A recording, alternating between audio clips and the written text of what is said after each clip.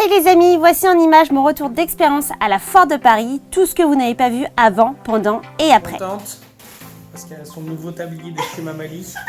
À quelques semaines de l'événement, j'étais super contente de recevoir ce fameux tablier et mes fiches recettes. Mais pas n'importe quelle fiche recette, une recette chinoise, celle des raviolis chinois, mais façon vegan. La veille de chaque session, il a fallu que je prépare plus de 100 raviolis. Donc ça veut dire beaucoup de découpes. Et je vous avoue que j'ai un peu triché en utilisant exceptionnellement un mixeur pour aller plus vite. Et puis j'ai réalisé quelques raviolis pour tester mon speech et surtout pour vérifier que tout était ok. Je crois que je commence un peu à fatiguer là. Quand tout était prêt, go Foire de Paris. Alors chez Mamali, on est un petit peu chargé.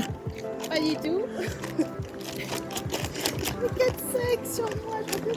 L'événement se passait au pavillon exotique, le fameux pavillon 4 au stand de Bubble Fever. Vous voyez un peu là où je vais cuisiner, là où je vais expliquer à mes followers, à mes participants comment on fait les raviolis chinois.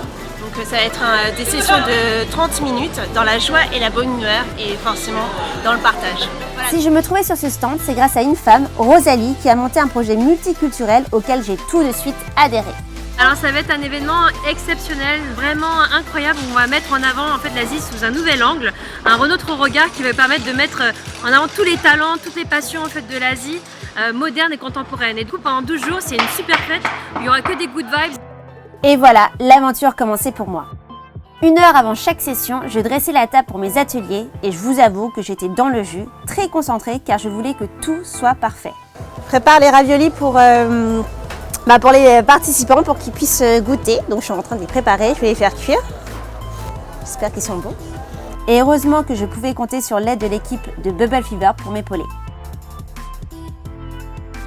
À quelques minutes de l'atelier, tout était fin prêt et les inscriptions commençaient à se remplir au fur et à mesure. Et au fur et à mesure, mon stress commençait à monter, c'est pour ça que je répétais. Et quand Rose prenait le micro pour m'annoncer, je me rendais compte que c'était parti, plus possible de faire marche arrière. Je donne des tutos de cuisine asiatique du Sud-Est, donc tout ce qui est recettes chinoises, vietnamiennes, laotiennes. J'ai eu la chance d'avoir avec moi de super participants qui ont su tout de suite me mettre à l'aise. Et surtout, j'ai pris beaucoup de plaisir à expliquer tout l'art du pliage. D'ailleurs, j'étais vraiment impressionnée car certains d'entre eux étaient vraiment doués pour une première fois. Quand tout était fini, j'aimais prendre le temps de parler avec les participants et d'avoir leur feedback. Mais ce n'était pas totalement fini car un autre challenge pour moi s'annonçait, celui d'être interviewée à la radio de Wishing La Channel. Mais toute mon appréhension a disparu et j'ai pu partager mon histoire sans trop de difficultés car l'équipe radio était vraiment au top. Diana sur sa chaîne chez Mamali, parce que vraiment là c'est délicieux. Tellement délicieux qu'ils ont mangé tous les raviolis, ces petits gloutons.